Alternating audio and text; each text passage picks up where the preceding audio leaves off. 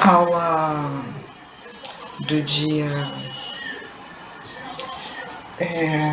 28/6, eu fiquei de fazer a correção com vocês da página 38 a 46, né? Então, na página 38 a 46, logo de cara, no capítulo 5, né, ele vai começando a trabalhar sobre esses contos fantásticos, contos maravilhosos. Se você observar aí, a tela, ela fala sobre uma cidade de livros, né? Se você observou, é uma metáfora. A formação da cidade livre é uma metáfora para que você fale sobre a formação da sua própria sociedade, para que você comece a perceber como nós somos construídos de histórias adquiridas, transmitidas, muitas vezes por meio dos livros, como é que isso nos leva a refletir, né, sobre a nossa capacidade, né, e nossos hábitos de leitura.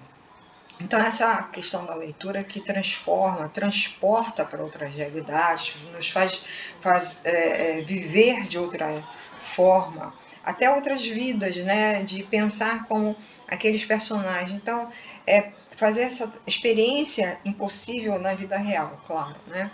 Então, essa capa, ela vai trazer exatamente isso. E aí tem uma outra questão que é essas 3 perguntinhas que aparecem aqui no nosso livrinho.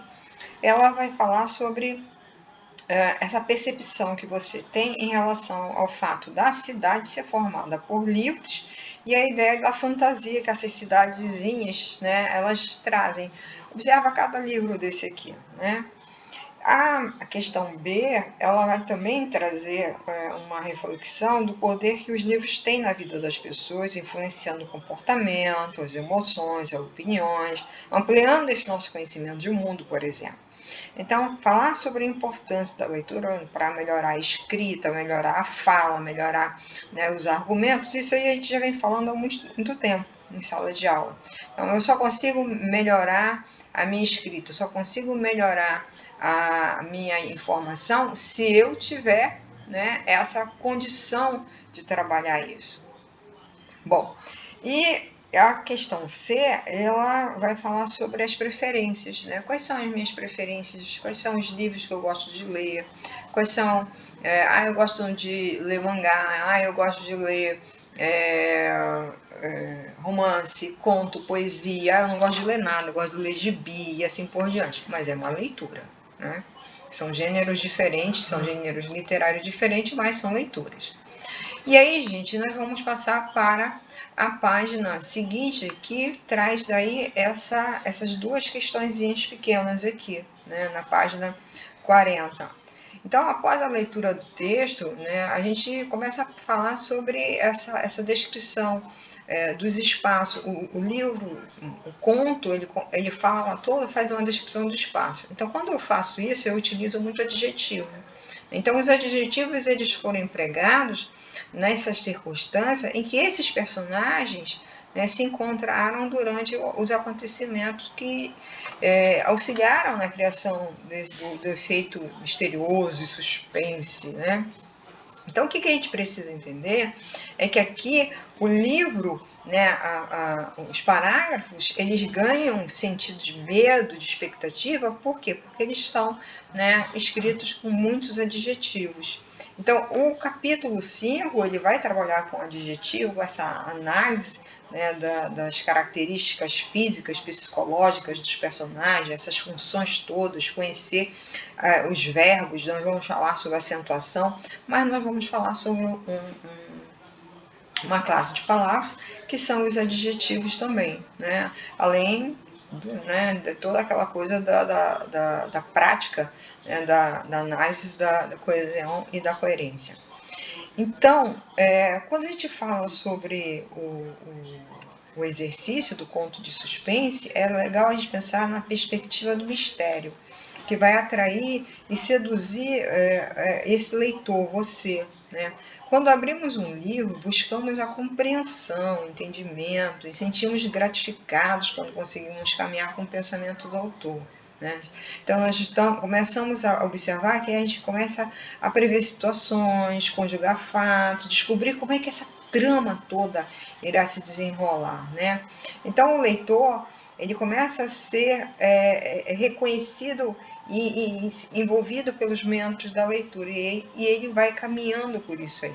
Então os elementos, eles surpreendem também, porque causa prazer ao leitor. É na exata medida em que você começa a pensar o previsível, será que vai acontecer isso? O que vai acontecer? E aceitar o diferente também, né?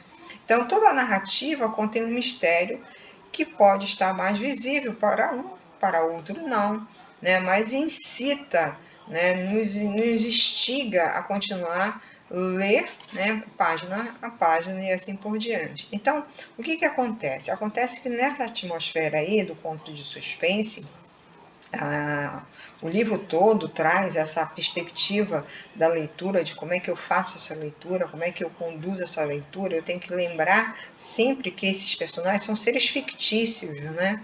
São seres criados pelo autor, eles são construídos do modo que pareçam como um ser humano, por isso que eles apresentam sentimento, atitudes semelhantes aos nossos, né? A meus sentimentos, no modo que o leitor vai conseguindo refletir e pensar muito sobre isso. É legal, imagina a Bela e a Fera. O conto A Bela e a Fera é lindo, né? Quem nunca leu A Bela e a Fera ou assistiu A Bela e a Fera? Você sabe, isso aí tá lá. Tem que assistir, você vai adorar. Eu duvido se você não vai adorar, né? Então aqui, né, avançando mais um pouquinho, vamos lá, eu vou desmontar essa página para a gente poder acompanhar direito. É exatamente disso que eu estava comentando há pouco, né? E aí vem a expressão da questão da escrita, né? A questão da escrita, gente, quem são os personagens do conto, né? Nós vimos que é uma garota, a mãe dela, e uma criatura estranha, né? Que é no final a gente vai descobrir que é a barata, né? Qual é a confissão feita pela garota no início do conto? Aqui, a confissão é que ela sempre teve um medo secreto, desde criança, né? Ela sempre teve um medo. Quem nunca teve um medo, né? Eu tenho, você, né? Tia Gabi, todo mundo tem um medo secreto ali. Qual o acontecimento da origem ao conflito do livro, né? Do conto, desculpa. A vontade da garota de pegar a sua caixa de recordações. Toda menina, tá bom, nem toda menina, pronto, mas quase todas as meninas, né, têm uma caixa de recordação. Eu tenho uma caixa de recordação. Adoro minha caixa de recordações. Tem coisas ali que eu não sei nem mais do que significa, mas está ali. Então é uma coisa importante. Onde estava a caixa de recordações e o que havia nela? A caixa de recordações estava no maleiro, né, no livro fala sobre isso, né, no maleiro do guarda-roupa, e ali havia o que? Fotografia dos amigos, da escola, um caderno de entrevistas, postais de viagem, que isso não existe mais, né? Papel de carta, bilhete, presente de namorado, ingresso de show, outros itens que a garota gostava de colecionar, né? Eu adorava colecionar, não sei porquê, não me perguntem porquê. Eu adorava colecionar, sabe o quê? Aquelas figurinhas, né? Tinha aquela época de jogo, aquela coisa assim de figurinha, de filme, de livro. Eu adorava figurinha. Etiqueta, outra coisa que eu gostava de colecionar. Essas coisas que vêm nos cadernos também, nesses decalques, eu adorava colecionar aquilo. Eu ainda tenho um bocado, tanto é que nas provas de vocês foram, né, mais etiquetas. No início do conto, há uma indicação de quando se passa essa história. Identifica a expressão que marca tempo no texto e sublinha. Essa marcação temporal é a descrição do tempo onde se passa a história. Bem, então a gente vai lá para o texto, né? A resposta a gente vai encontrar no texto. Então vamos pegar aqui o texto, né? E vamos recordar aqui. Aqui. Vamos lá. Bom, então nós temos aqui no texto, ela estava certa. Deixa eu aumentar aqui. Ela estava certa, mas infelizmente aconteceu o pior. Aqui eu vou começar por aqui, tá? Aqui a gente poderia aproveitar para falar sobre O que será que vai acontecer? Será que é alguma coisa de tão ruim? Mas vamos voltar à questão da resposta lá da questão, né? Identificar a expressão que marca o tempo no texto e sublinhar. Naquela noite, olha aqui, deixa eu sublinhar aqui, vou usar o próprio mouse. Naquela noite, aqui é uma expressão para marcar, né? E aí vai. Uma outra aqui, ó. Eu fiz algumas observações aqui, quero dividir com vocês. Coloquei na posição correta e me preparei para subir. Ah, claro! Falta dizer que eu morro de medo dele. Gente, quando eu estava lendo isso, eu fiquei perguntando, né? Será que eles vão desconfiar qual é o medo dela, né? Será que é uma aranha? Cair? Qual é o medo de descobrir que havia ali um mistério, né? Sei lá, poderia uma carta de alguém. Aí, ó, parou por um instante, vibrando para captar a presença, denunciando pelo movimento, localizou-a facilmente. Lá estava ela. E nem sabia que era observada. Ah, que será que você pensou? O que você pensou que era tal criatura? Né? É interessante a gente pensar, né? Que criatura é essa? E aí vai, né? Vamos ver. Tá, aqui também não tem nada. Então, nós temos na primeira questão 5, letra A, vamos lá, a marcação do tempo, né? Nós já vimos lá no nosso livrinho, que é naquele tempo, tá? Naquela noite, desculpa, naquela noite.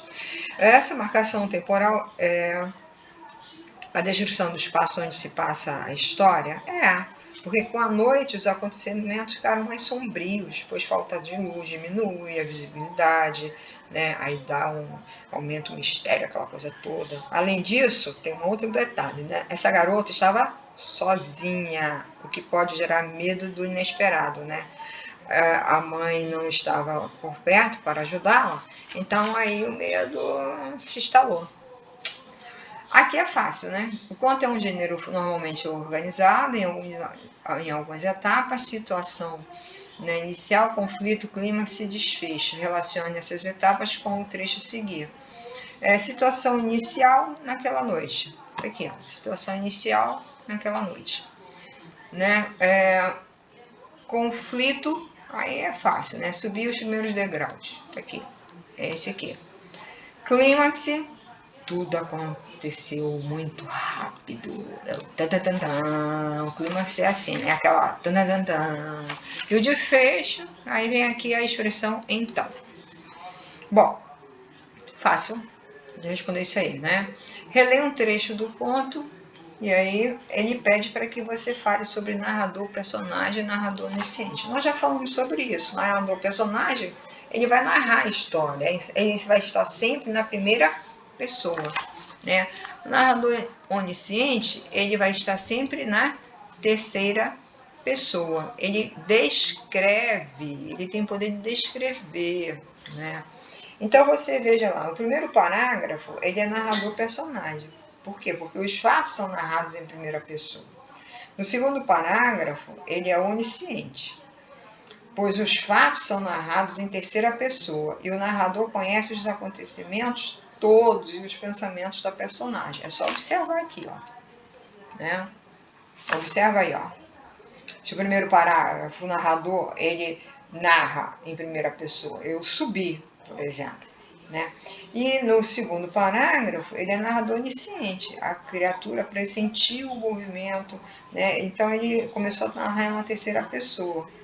É legal de perceber que a troca do texto, né, muda, essa mudança da fonte, do tipo de letra também, ela te dá uma indicação. Né? Quando você vê que há uma mudança da fonte, está em itálico, então provavelmente né, trata-se de um narrador onisciente quando não está o narrador personagem, tá? Tem que ter esse macete. Observa que essa fonte aqui é diferente dessa, né? Essa aqui tá itálica, essa daqui não tá. Tá? Vamos lá. Questão 8. Contorne a alternativa correta em relação à descrição da criatura estranha. Corpo arredondado e pequenas asas. 2 pares de antena, corpo achatado e patas peludas. Antes, corpo alongado e gelatinoso. Corpo castanho e asas... esse aqui, né? Charada, né? Não tem nem como dizer que não é essa, né? É ela mesma, relacionada ao texto está lá. O narrador descreve costumes que a criatura estranha tinha em comum com alguns seres humanos. Quais são eles? É aquela coisa da figuração de linguagem, né? Trabalhava à noite, evitava a luz do sol, preferia a sombra, a sujeira, a umidade. E ele termina a leitura do conto, né, falando de como é que era o medo da garota. Não termina? Termina. Então é assim. E aí o medo que a garota tinha, desde que ela era pequena, era de barata. Minha filha não suporta barata. Tem gente, a outra não gosta de sapo, né? E possível aqui chegar a essa conclusão quando a criatura estranha é revelada e descrita no final do conto, ao mesmo tempo que assusta a garota e causa, né, um nojo, uma repulsa nela, tá? Qual é o objetivo do conto lido? Questão 11 é entreter o leitor por meio do enredo, com clima de mistério, o qual apresenta um enigma que é desvendado no final da história. Tá fácil. 12, quem produziu o conto lido? Aí você é só observar que lá no finalzinho da página, né, 42, apresenta informação sobre a autora do livro, que é a Flávia Muniz, né? Em que material esse conto foi publicado? Foi publicado no livro Fantasmagorias, está bem lá no finalzinho da página 42, onde é possível encontrar contos de suspense nos livros, nas revistas literárias, tem blog, tem site, tem podcast, tem de tudo para trabalhar a leitura. Vamos lá, 15. Observe o pronome destacado no trecho abaixo. Parou por um instante, vibrando para captar a presença denunciadas pelo movimento. Localizou-se facilmente. Lá estava ela. E nem sabia que era observada. A quem é que ele se refere esse pronome ela? Ela é a garota, né? Aqui é a garota. Então, aqui não tem outra. Aqui é a garota. Deixa eu ver aqui. E começou. Sai daí que você só faz me atrapalhar. Vamos lá. Será que vai dar certo? Não vai dar certo. Eu esqueci minha prancha lá na casa do meu pai. É a garota. A questão B. Que outra palavra deste trecho se refere a esse mesmo personagem? É só a gente observar o pronome oblíquo a, né? Que é esse aqui, ó. O que eu fiz aqui? Olha a tia Misa fazendo besteira. Esse pronome oblíquo aqui, ó. A. Localizou quem? Ela, né? Ela quem? A garota, tá? É a mesma pessoa. É essa e essa aqui, que é a garota. E aí você tem com o objetivo dos pronomes foram usados nesse trecho. É exatamente para quê? Para evitar repetição. Ela, a garota, a garota, a garota. Então aí o texto fica muito melhor. Por isso que a gente sempre pede, faz a leitura, lê, releia seu texto. Muito termo repetitivo. Na prova eu coloquei várias vezes isso. Finalmente, adorava explorar terrenos desconhecidos. Uma tiara de veludo peludo. Peludo? Puído, Misa. Papéis velhos, pulseiras, um chaveiro de pelúcia repleto de fungos, fotos amareladas, um cachecol de lã e, enfim, chocolate. Uma embalagem quase vazia, com restos endurecidos e grudados no papel. Um verdadeiro manjar dos deuses. Claro, né? Para quem? Para os bichos. Então, nesse trecho, o termo desconhecido, terrenos desconhecidos, se refere a quê, gente? Ao maleiro, né, do guarda-roupa. Era lá onde estava a caixa, era o local onde a personagem está, então era o guarda-roupa, né, o maleiro lá do guarda-roupa. A sinalha alternativa corresponde à expressão em destaque, né, alimento dos sonhos. Não vai ser comida abençoada, porque você tem, né, um negócio velho, guardado, né? Doce feito pelos deuses do Olimpo não é também, porque chocolate, apesar de ser chocolate, uma coisa maravilhosa, deliciosa, de repente foi realmente, né, inventado pelos deuses do universo, né? Mas nesse caso aqui não, tá? Porque a embalagem de chocolate está quase vazia, é considerado o manjar dos deuses pela personagem. Porque ela, o que? Essa personagem sobrevive de restos de comida e gosta de doces, né? Que é a coisa da barata, né? Então, o conto de suspense é uma narrativa que vai explorar, ela tem esse objetivo de explorar essa coisa da incerteza, da dúvida, dar uma atenção, né? De buscar saber o que o que o mistério dessa coisa toda, o que vai acontecer, como é que essa narrativa vai ser trabalhada, quem vai aparecer, será que vai ter um outro personagem que vai aparecer aqui? E aí você começa, né, a construir vários pensamentos sobre isso. Então o personagem, né, o narrador, ele é um dos elementos da narrativa que vai ajudar a construir todo o texto, né? Então, quando a atuação dos personagens na história, eles podem ser classificados, é bom a gente falar sobre isso, porque é o próximo capítulo, né, vai falar sobre protagonistas, os antagonistas ou os coadjuvantes, né? Se a gente pensar a atividade 1, retomando essa leitura, né, do conto, a gente vai perceber e depois vai ter que caracterizar esses personagens, entendeu? E aí nós vamos ter uma atividade mais adiante com a Bela e a Fera, né, Chapeuzinho Vermelho, o Pequeno Polegar, a Divina Comédia de Dante Alighieri, que tem um trecho que eu adoro, Dom Quixote é ótimo, né? E ele tem aí vários trabalhos para a gente pensar e desenhar. Tem uma atividade extra que eu vou passar para vocês sobre esse capítulo, né? Mas aí depois eu vou explicá-la direitinho. A nossa correção termina aqui e aí nós vamos continuar com a 47? É a 47 ou é a 46? Até onde vai? 47, 46. Deixa eu corrigir. Sobre a questão dos personagens. Vamos lá, 47 e 46. Aqui a caracterização dos personagens 47 e 46. Esse aqui eu ainda não passei para vocês. Já ia passar a informação, ó, entregando ouro para o bandido, né? Aqui vocês vão fazer o exercício da página 47, né? E 48, né? E nós vamos assistir a Bela e a Fera. Juro, é verdade. Nós vamos assistir a Bela e a Fera, tá bom? É isso aí, gente. Beijo, beijo, beijo. Até a próxima.